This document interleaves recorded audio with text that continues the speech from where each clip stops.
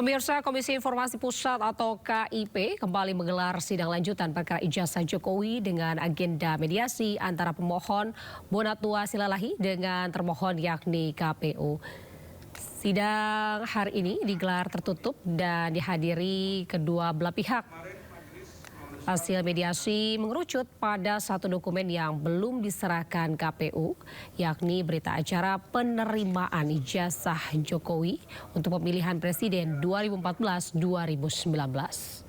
Dokumen tersebut harus diserahkan KPU paling lambat dalam waktu 7 hari ke depan.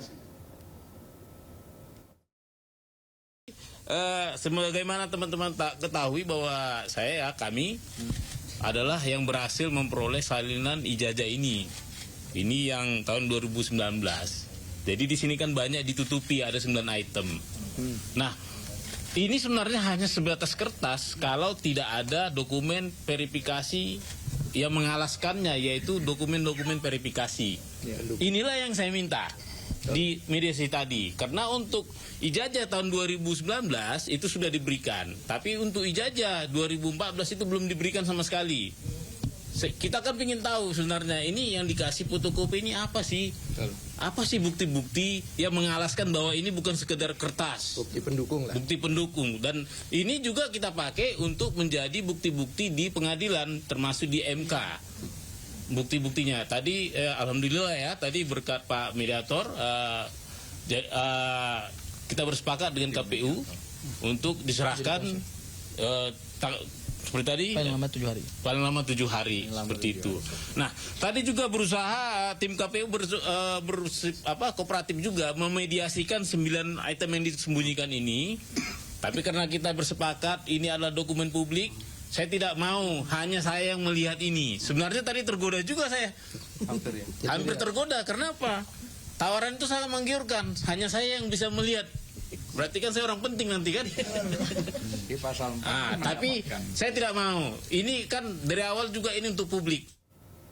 Pemirsa, Polda Metro Jaya segera menjadwalkan gelar perkara khusus terkait kasus tudingan ijazah palsu Jokowi yang diajukan pihak Roy Suryo CS. Kabid Humas Polda Metro Jaya menyebut permintaan gelar perkara khusus saat ini tengah dikoordinasikan dengan Biro Pengawas Penyidikan atau Wasitdik. Namun polisi belum merinci kapan waktu gelar perkara khusus ini akan dilaksanakan. Nantinya usai gelar perkara khusus, penyidik juga akan memeriksa saksi dan ahli yang diajukan oleh 3 tersangka.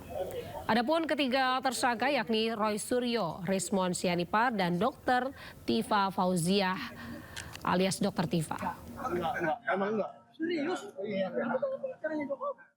Penanganan terkait tentang dugaan ijazah, terkait tentang klaster 1 dan 2. Klaster 2 sudah dilakukan pemanggilan. Kami menjelaskan bahwa 8 orang ini berstatus sebagai tersangka.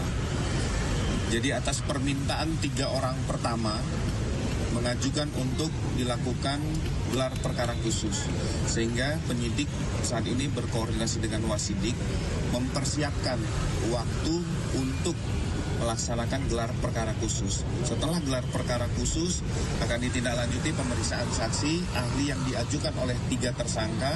Setelah itu baru tahap kepada 5 tersangka lainnya. Jadi ada tahapan-tahapan, ada yang kegiatan proses penyidikan ini yang didalami oleh penyidik. Kita beri ruang teman-teman penyidik untuk bisa melaksanakan fokus kepada gelar perkara.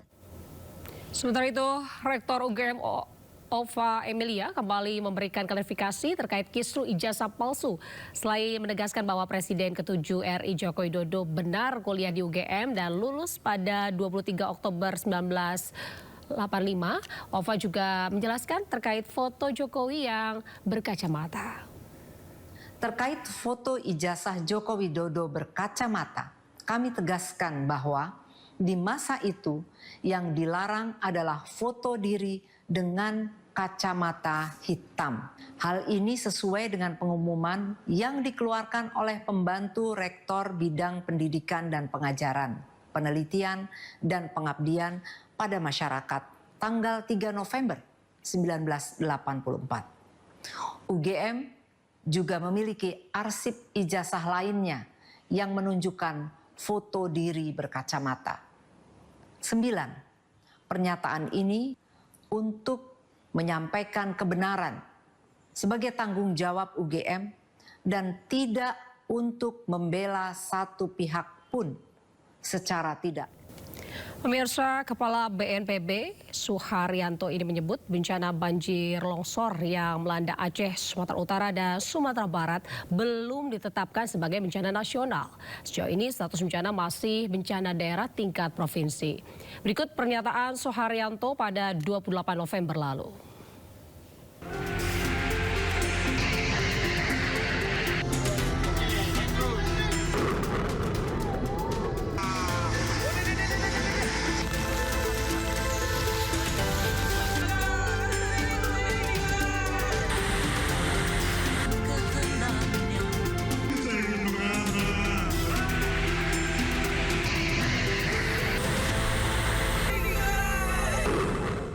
Yang dimaksud dengan status bencana nasional yang pernah ditetapkan oleh Indonesia itu kan COVID-19 gitu. Sementara bencana-bencana yang sama itu apa? Tsunami 2004, hanya 2 itu yang bencana nasional.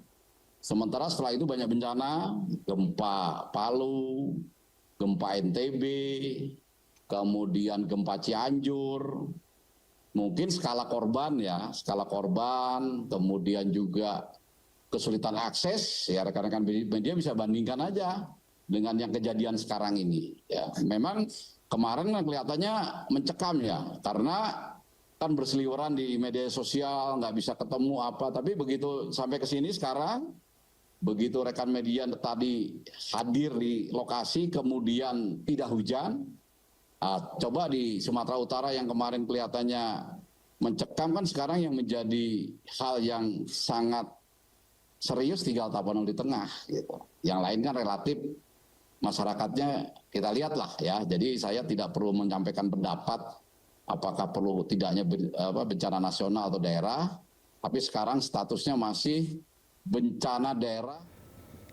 Penetapan status darurat bencana nasional diatur dalam Undang-Undang Nomor 24 Tahun 2007 tentang penanggulangan bencana. Lalu apa saja yang menjadi indikator ditetapkannya status bencana nasional? Pertama yakni jumlah korban. Kedua, kerugian harta benda. Dan ketiga, kerusakan prasarana dan sarana.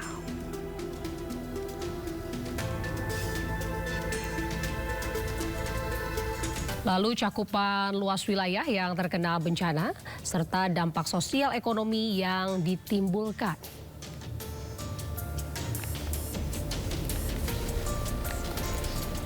Dan yang terpenting, status bencana nasional dapat ditetapkan jika Pemprov yang terdampak dinilai tidak mampu mengerahkan SDM untuk penanganan darurat, mengoperasikan sistem komando penanganan bencana, dan melakukan respon awal bencana.